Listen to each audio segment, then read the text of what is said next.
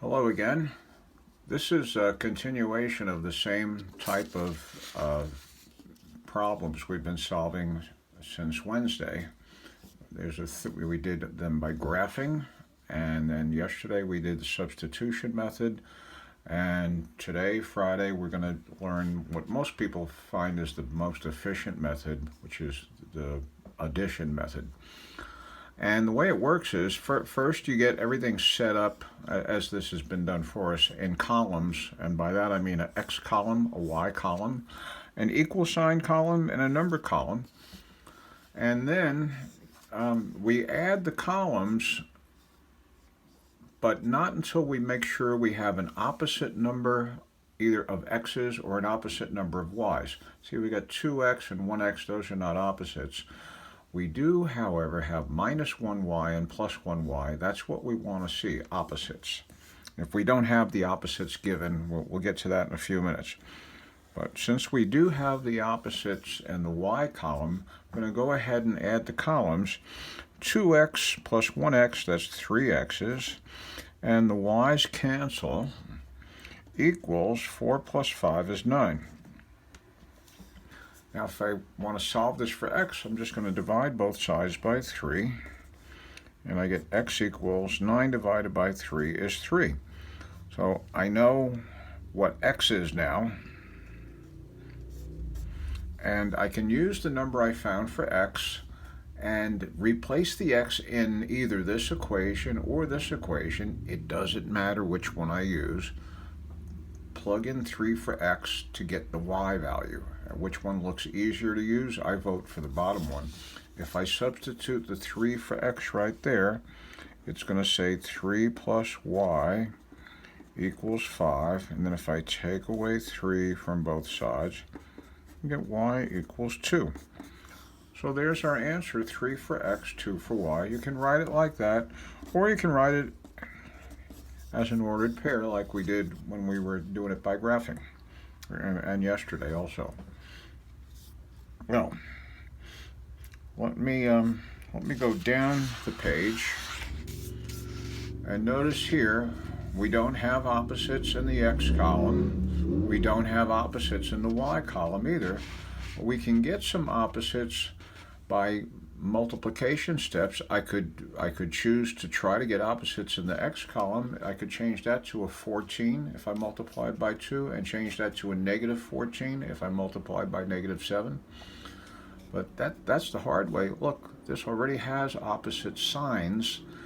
What if I multiply this by 5? Then I would have a 5y and a minus 5y. That would be just splendid. So what I'm going to do is multiply the top equation by 5. And the bottom equation, I'm not going to do a thing to it. I'm just going to copy it. So if I multiply the top equation by 5, I get 35x plus 5y equals 70. 5 times 14 is 70. Oh, I'm off the page, off the screen, ain't I? Sorry. Oh, whatever you multiply by, make sure you multiply all the terms by whatever number you're using. The bottom equation, we don't want to change it. We write 2x minus 5y equals negative 33. Okay.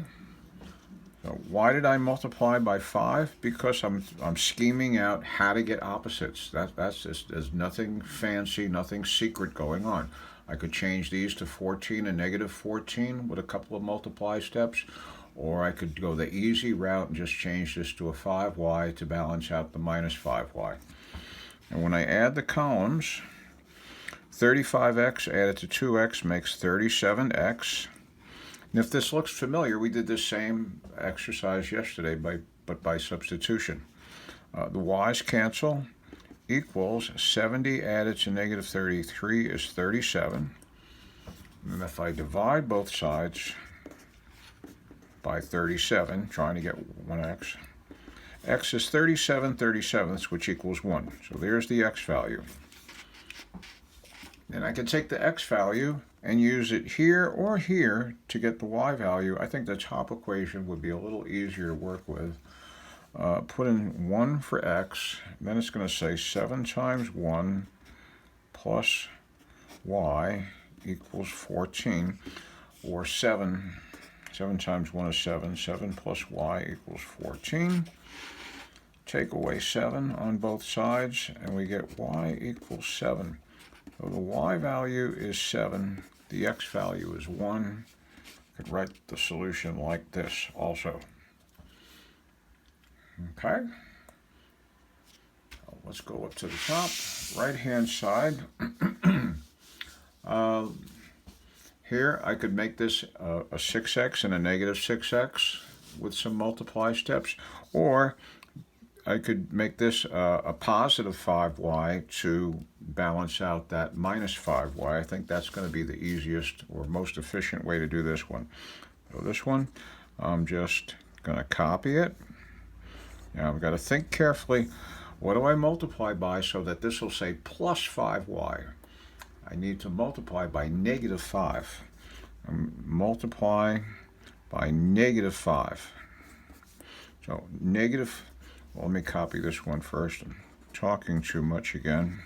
3x minus 5y equals negative 9. Negative 5 times 2x, that would be negative 10x. Negative 5 times negative y, there's the plus 5y that we wanted to get.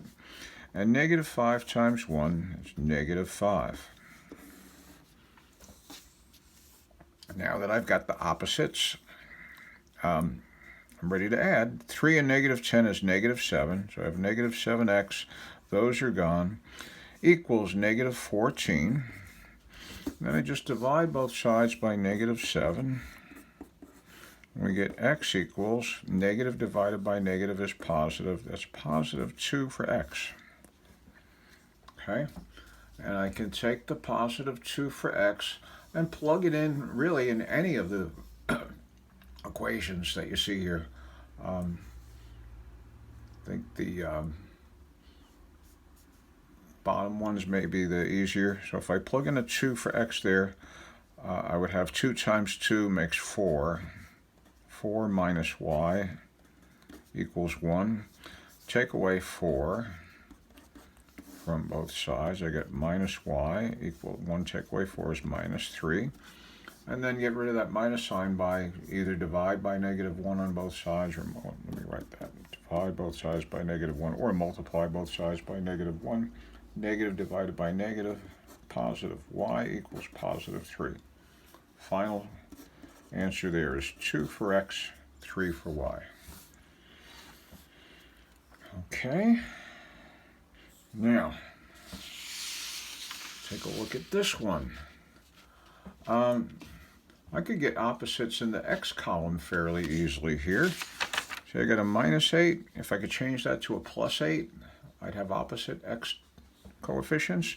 So why don't I do that? If I want to get that to say plus 8x, I need to multiply by positive 4. And this one I'm going to copy. So 4 times everything in the top equation, I get 8x plus 20y equals 16. Copying the bottom equation, negative 8x minus 20y equals negative 16. And let's see, what happens when we add? The x's cancel, and the y's cancel also. If everything's canceled on this side, that's 0. 0x plus 0y is 0. On the other side, 16 and negative 16 is 0. So, what happens now? If the variable disappears and we're left with a true statement, just like when we did the substitution method, that means there are infinitely many solutions. That means one equation has solutions that will be the same solutions for the other equation. This equation is just this equation divided by negative 4. They're really the same equation represented 2 different ways. So all we're expected to say for the response here is